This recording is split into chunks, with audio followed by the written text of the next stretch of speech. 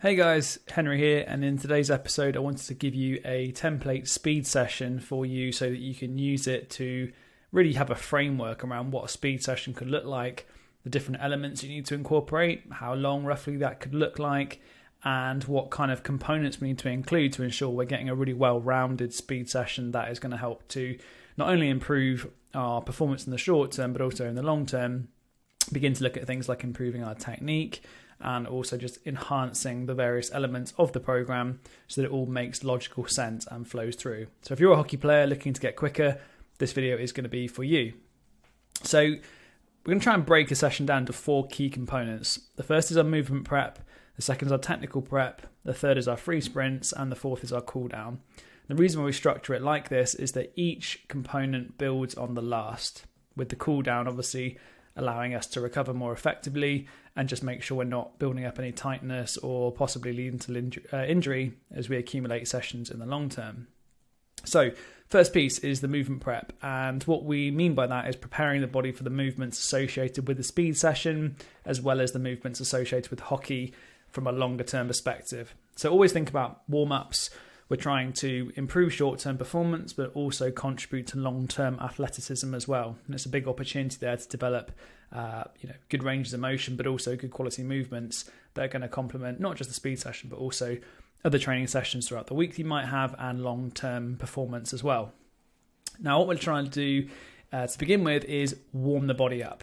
Okay, as in the name warm up, we tend to think about jogging around a pitch as an example. There's actually no real sort of value necessarily in just aimlessly jogging around. However, there is value in the act of raising heart rate, raising pulse rate, raising our core temperature and other physiological variables associated with this action. So there is value sometimes in doing some simple linear jogging if it contributes to the session aims.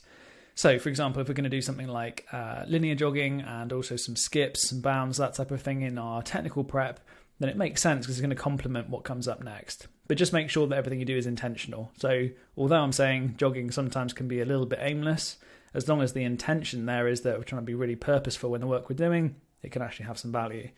So what we're going to try and do is begin with sort of 5 minutes, maybe less, depending how much time you've got, of jogging. Other movements, general movements, but try to make it multi-directional. So it doesn't just need to be linear.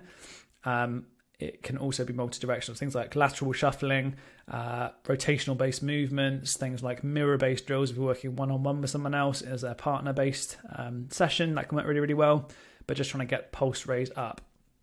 The second thing is then looking at hip mobility drills. The hip's obviously a super, super important joint in force production and also range of motion. And any limitations around the hip are obviously going to manifest themselves in things like lower back pathologies, things like other soft tissue injuries. So just really making sure we're working in around that hip to make sure we've got good ranges of motion prior to the session. This also contributes to long-term development of good ranges of motion and also injury prevention too. So it's not only improving short-term performance, but also longer-term athleticism as well. Really good movements for this, things like Spider-Man, lunges and arabesque, trying to work on both the anterior and posterior component of the hip in order to make sure we've got good range of motion at both. It's particularly important to make sure we've got good anterior hip range of motion when we're trying to hit that good front side mechanics. In other words, getting good hip flexion as that knee drives through in sprinting, and without that we're obviously not going to hit effective ranges of motion and our mechanics aren't going to be as good. And as I've said earlier, the reason why this is important before you move into things like technical preparation is that you've got better ranges of motion and you're warmer, you're going to be able to execute technical positions more effectively, which contributes to getting yourself faster. The third component then is ankle mobility drills and things like ankle rockers, lateral lunges. Again, making sure you're getting lateral movement in there because primarily ankle injuries in hockey occur when you get ankle inversion as the ankle moves laterally. So it's important you're getting good range of motion in a linear and lateral component. Trying to increase dorsiflexion, which is where you can bring your toes towards your shin, as well as lateral based movements as well. So that's going to form our movement prep to begin with, and that's going to give us really nice foundation to then go into our technical prep, which is our more sprint specific movement patterns, having now improved that range of motion across the hip and ankle. When it comes to technical prep, what we're talking about here is preparing ourselves for the sprints we're about to do, but also improving technique and getting an opportunity to practice technique every single time we do this. So we're going to try and incorporate two things into this component. One is our running mechanics, and second is plyometrics.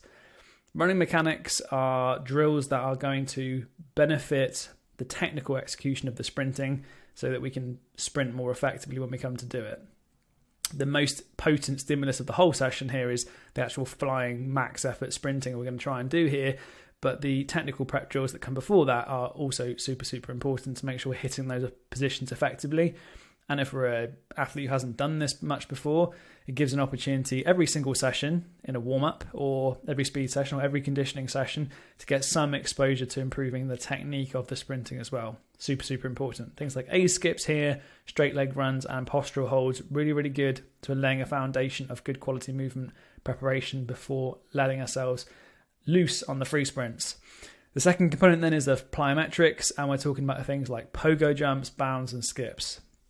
Plyometrics are exercises whereby we utilize the stretch shortening cycle with a rapid concentric contraction of the muscle, and typically we're looking at like less than 200 milliseconds of ground contact time, so really quick contact with the ground. Now, not only is this going to be more reflective sprinting, so we're trying to prepare the ankle joint, for example, for the movement speeds and the contraction velocities associated with sprinting, but also we're improving things like tendon elasticity and also muscle activation in and around that ankle joint so that it's prepared for the high velocities of sprinting coming up. And again, plyometrics is a super potent stimulus, and if we can get more exposure to it on a consistent basis in these exercises, it means we're getting more exposure to the kind of work that's going to get us quicker in the long term as well. So movement prep first, that's going to prepare us for the technical drills, and then once we've done the technical drills, that's going to prepare us for the free sprints. The free sprints are, as the name suggests, just where we essentially sprint maximally.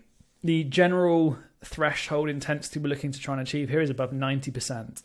So if you know, for example, over a set distance, let's say over a quarter pitch length, that you can do that in X time, then you know that if you divide the distance by the speed, you're going to provide a time for that. Then you know that overall, you're going to create a speed for that. You know overall that if you're not hitting a certain threshold like 90%, then you're not going fast enough to initiate the types of response we need.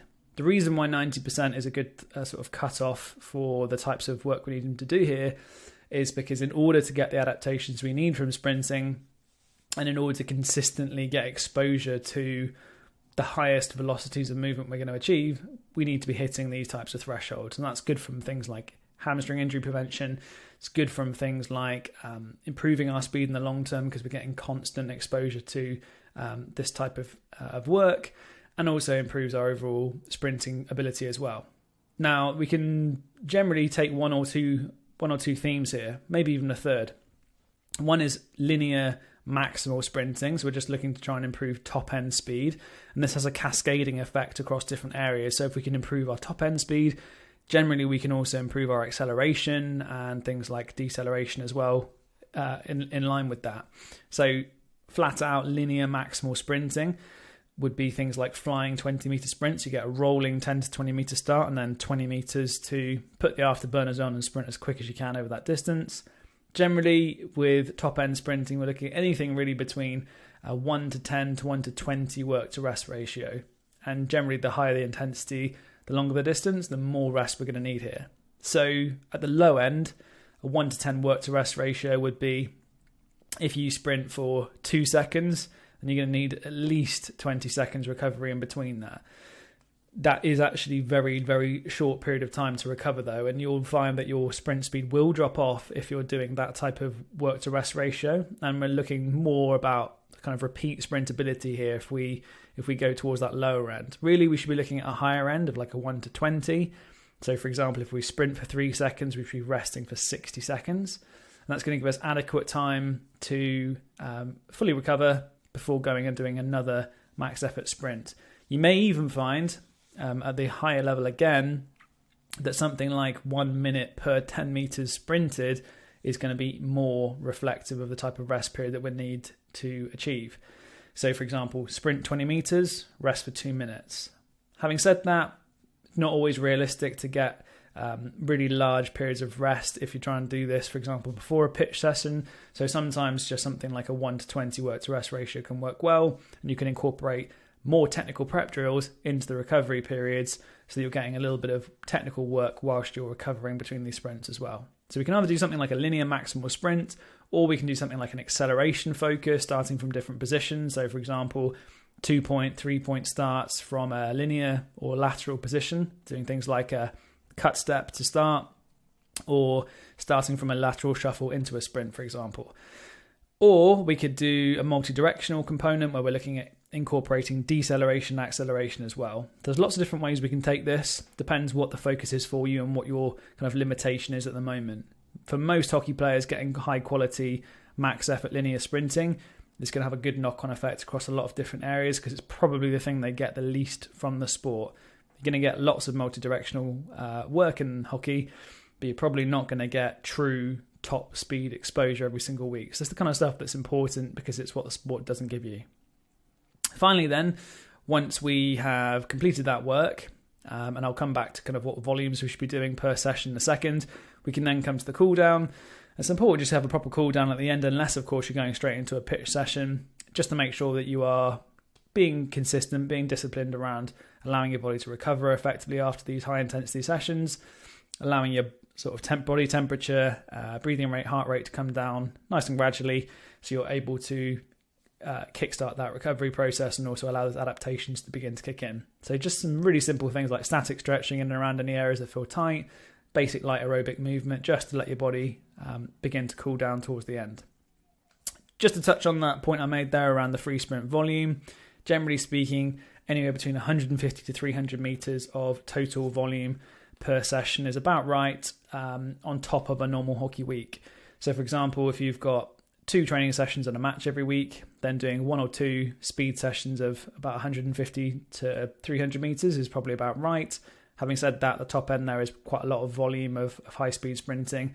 And for most people, just getting exposure to a few high quality sprints per week is more than enough in the season. And out of season, probably focusing more on high quality speed effort with more volume incorporated in that, possibly towards the higher end there. So I hope that's a useful overview of what a kind of template speed session could look like for you. Any questions you've got, just let me know. Happy to answer them. But hopefully that just gives you a framework around what you need to include from the design of the session, so you know what elements to include, what type of exercises you need to be looking to incorporate into that, and also what the overall structure looks like as well. So hope you've enjoyed that. And as always, if you've enjoyed it, please give me a follow, a like, and share with anyone who you think might enjoy this as well.